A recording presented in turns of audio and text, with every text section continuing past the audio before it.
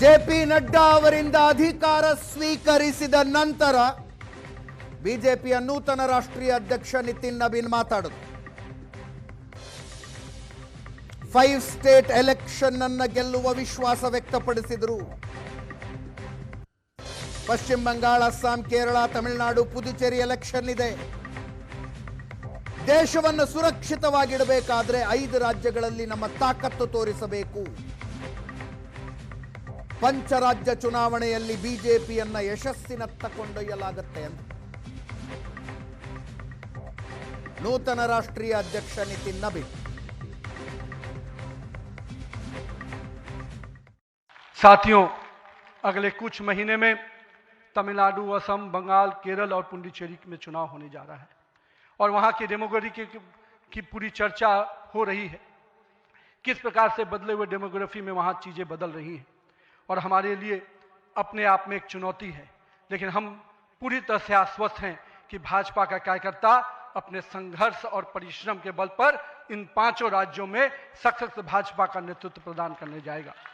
और हम हमेशा विश्वास करते हैं कि हमें अपनी आस्थाओं के केंद्र के लिए और सनातन परंपराओं को केंद्र को बचाने की लड़ाई अगर लड़नी है तो निश्चित रूप से अपने देश को सुरक्षित रखने की लड़ाई लड़नी है तो इन 5 राज्यों में हमें एक मजबूत ताकत बन के आना है।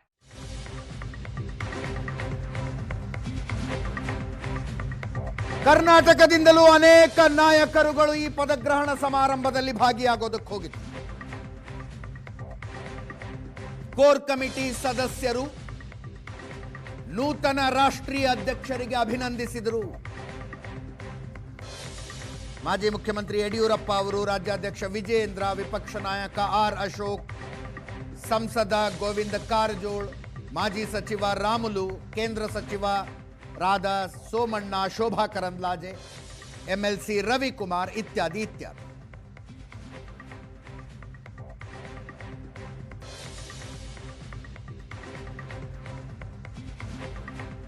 ನೂತನ ಅಧ್ಯಕ್ಷರಿಗೆ ಅಭಿನಂದಿಸಿದರು.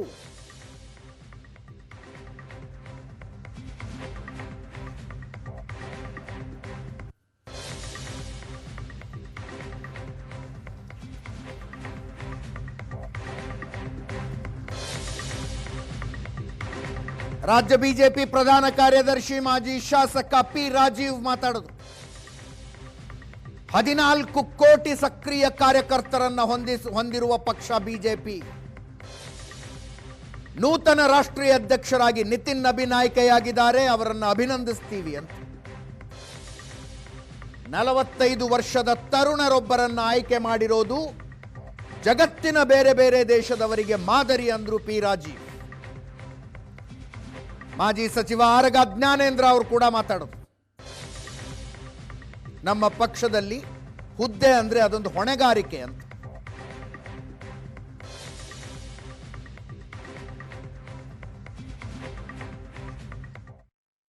ಹದಿನಾಲ್ಕು ಕೋಟಿ ಸಕ್ರಿಯ ಕಾರ್ಯಕರ್ತರನ್ನ ಹೊಂದಿರುವಂತಹ ರಾಷ್ಟ್ರೀಯ ಪಕ್ಷ. ನೂತನ ರಾಷ್ಟ್ರಾಧ್ಯಕ್ಷರಾಗಿ ನಿತಿನ್ ನಬೀನ್ ಅವರು ಪಕ್ಷದ ಆಂತರಿಕ ಪ್ರಜಾಪ್ರಭುತ್ವದ ಅಡಿಯಲ್ಲಿ ಅಧಿಕೃತವಾಗಿ ಆಯ್ಕೆಯಾಗಿದ್ದಾರೆ. ನಿತಿನ್ ನಬೀನ್ ಅವರಿಗೆ ಕರ್ನಾಟಕ ರಾಜ್ಯ ಘಟಕದ ವತಿಯಿಂದ ಹೃತ್ಪೂರ್ವಕವಾದಂತಹ ಅಭಿನಂದನೆಯನ್ನು ಸಲ್ಲಿಸ್ತದೆ. ಜಗತ್ತಿನ ಅತಿದೊಡ್ಡ ರಾಷ್ಟ್ರೀಯ ಪಕ್ಷದ ಅಧ್ಯಕ್ಷರಾಗಿ ಕೇವಲ 45 ವಯಸ್ಸಿನ ತರುಣರನ್ನ ಈ ಪಕ್ಷ ಆಯ್ಕೆ ಮಾಡಿರುವಂಥದ್ದು ಜಗತ್ತಿನ ಬೇರೆ ರಾಷ್ಟ್ರಗಳಿಗೆ ಇದು ಮಾದರಿಯಾಗಿದೆ.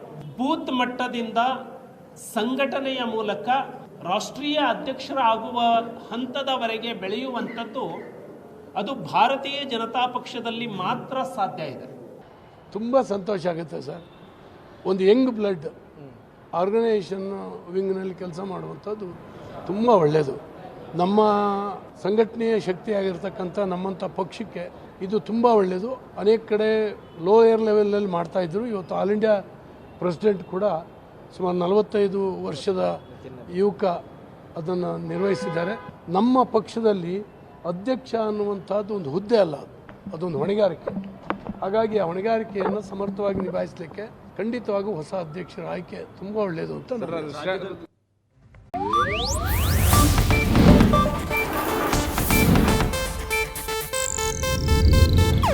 ಇದು ಏಷ್ಯಾನೆಟ್ ನ್ಯೂಸ್ ನೆಟ್ವರ್ಕ್ ಪ್ರಸ್ತುತಿ.